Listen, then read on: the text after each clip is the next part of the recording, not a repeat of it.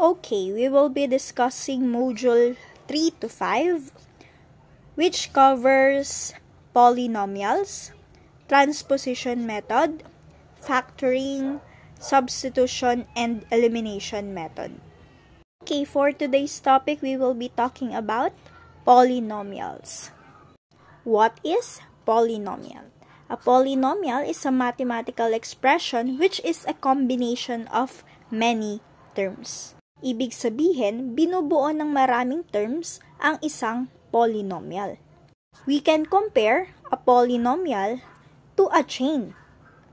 Ang sabi nga natin, binubuo ng maraming terms ang isang polynomial. So, let's just say, yung mga chains na to ay yung ating terms.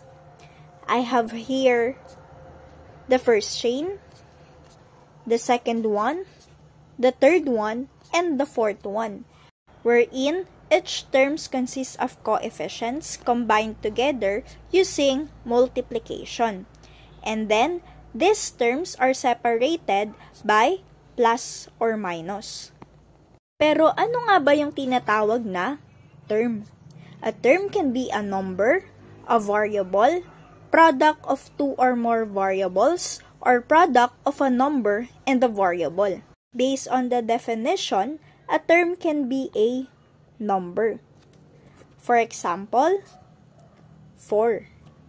And also, a term can be a variable or a letter. For example, y.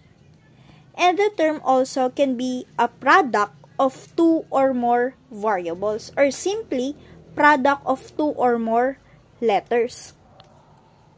For example, x and y. And again, a term can be a product of a number and a letter. For example, 3x squared. If we are going to rewrite this polynomial, it will be 3x squared plus 1y plus 1xy minus 4. So, as you can see, meron naman pala talagang numerical coefficient si y. Hindi lang siya visible since 1 lang naman ang kanyang numerical coefficient. And if we are going to multiply 1 times y, that is equivalent to y. And also, to 1xy. If we are going to simplify this term, you will end up with xy. But how about 4? Pero bakit nga ba tinawag rin na term yung 4? There's a rule in algebra that if we are going to write a polynomial, dapat meron tayong decreasing exponents. For example, 3x squared plus 2x plus 4. The first x here is raised to 2. The next x here is raised to 1. And lastly, the last term here has a literal coefficient x that is raised to 0. Hindi lang siya sinusulat since we all know under law of exponents, any number that you raise to 0 is equivalent to 1. Therefore, if we are going to rewrite this polynomial, we will end up with the 3x squared plus 2x plus 4. That means the 4 here has also a literal coefficient of x that is raised to 0. Since if we are going to simplify this one, we will end up with 1. And if we are going to multiply it by 4, the answer is also 4. Next is variable term. Matatawag daw natin na variable term ang isang term if it is consists of numerical coefficient and the literal coefficient. Hindi man visible ang ating numerical coefficient. For example, 3x squared here is an example of variable term. Meron tayong numerical coefficient at meron rin naman tayong literal coefficient. Same goes with our 1y or y. This is also a variable term since we have here a numerical coefficient and the literal coefficient. Another example of variable term is our xy. This is also a variable term since we have here a numerical coefficient and a literal coefficient. Then, this last one is what we call constant term. This is just a number alone. So, ibig sabihin, yung term na nakikita natin na number lang, this is what we call constant term. Example is 4. Similar terms. Terms having same literal coefficients with the same power or exponent. Matatawag lang natin na similar terms ang mga terms kapag meron silang pareho na literal coefficient at the same time pareho yung kanilang exponent. Dissimilar terms naman ang tawag if the terms having different literal coefficients and power.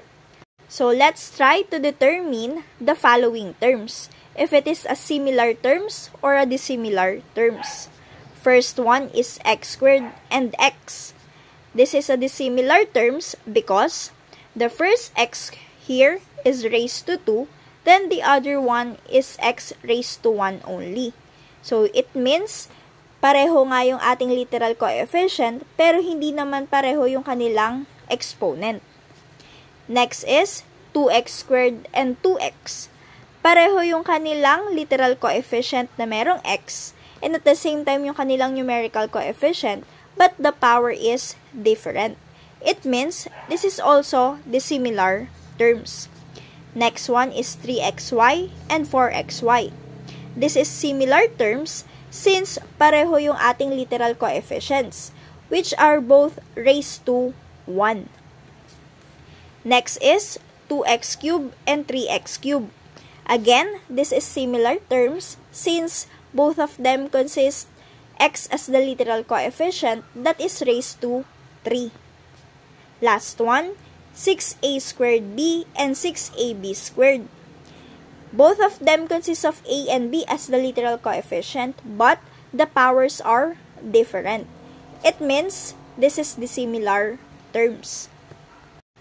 Operations of polynomials. When you subtract or add a polynomial that has one or more than one variable, you have to make sure that you combine the like terms only. Again, like terms only. On the other hand, when you have to divide and multiply, you'll have to pay specific attention to the multiple terms and variables. You cannot add and subtract if the terms are not alike. However, in multiplication and division, it is possible even if the terms aren't alike.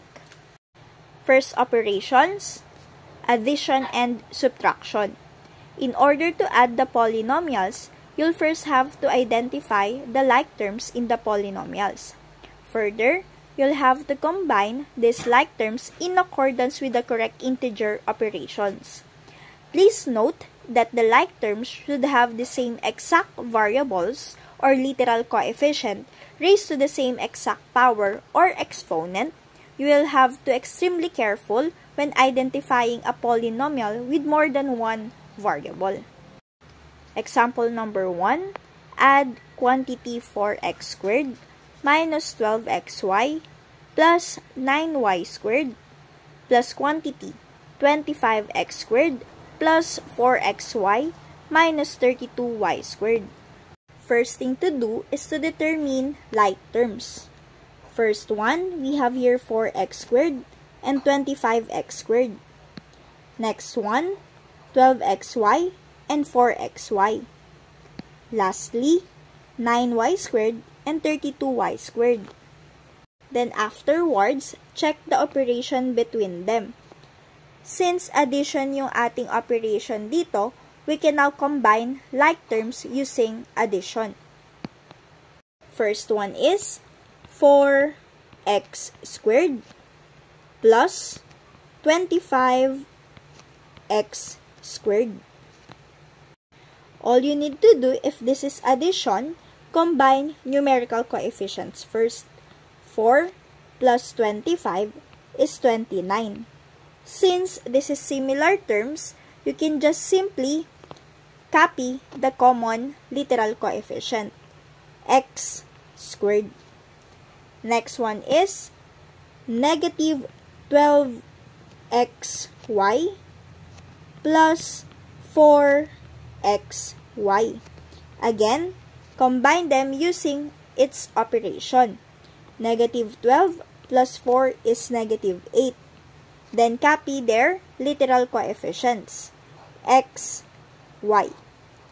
Lastly, we have 9y squared minus 32y squared.